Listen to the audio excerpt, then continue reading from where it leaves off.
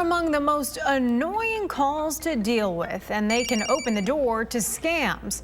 Of course, we're talking about those pesky robocalls.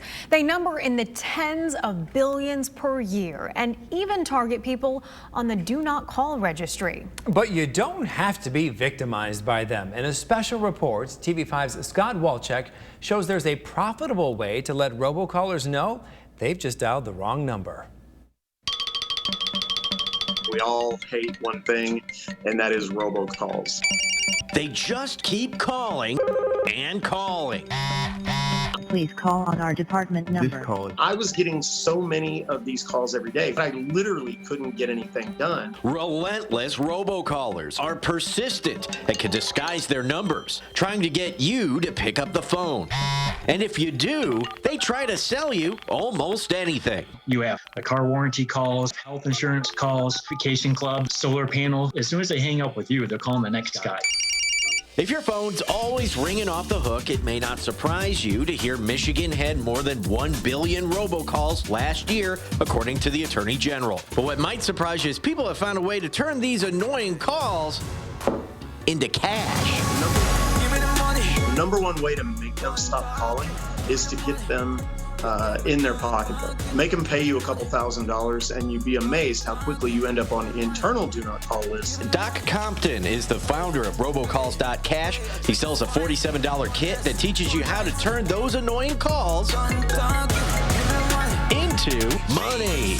You want some money, better say please. The process has 3 main steps: answering the call, gathering information about who the company is, and then sending a demand letter. If they don't want to end up in court, they'll tend to want to negotiate with you and maybe even strike a settlement with you. Because paying a couple $1,000 to you is a lot easier than facing huge fines from the federal government. Compton says the tactic is based around the Telephone Consumer Protection Act from 1991. They have to have your express prior written consent, because that's what the law requires of them. If they don't have that and they call you with one of these automated telephone dialing systems, and if you're on the do not call registry, then it can carry heavy statutory penalties ranging from $500 up to $3,000 per call.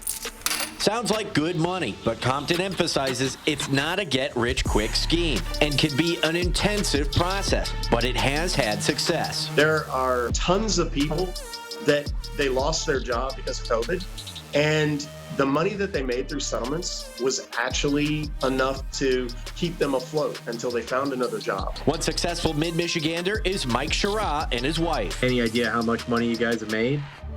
My wife has made $39,000. Now, when you get a robocall, what are you thinking? You know, of course, I'm thinking that we're going to make some money. Shara tells me his wife takes the calls and he does the legwork. Most of them are eager to settle. Of course, they lowball you, but you just have to master the art of negotiating. The ultimate goal is obviously to make money, but it's to shut these guys down so people can get their phones back. Collectively, as a movement, we've hit the robocall industry for millions and millions and millions of dollars. Even so, until stricter laws are passed, the robocallers are going to do what the robocallers do best: keep calling.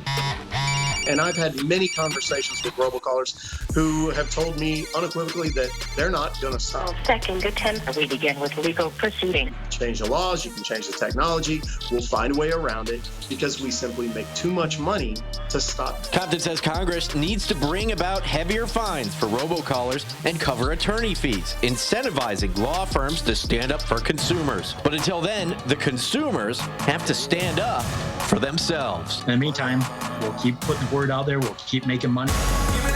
And keep the robocallers in check. Scott Walczek, WNEM, TV5. $39,000, that is incredible. Attorney General Dana Nessel is working with carriers to try to establish a way to keep robocallers from spoofing fake numbers. And if you haven't done so already, you can join the Do Not Call registry by going to the hot link section of WNEM.com.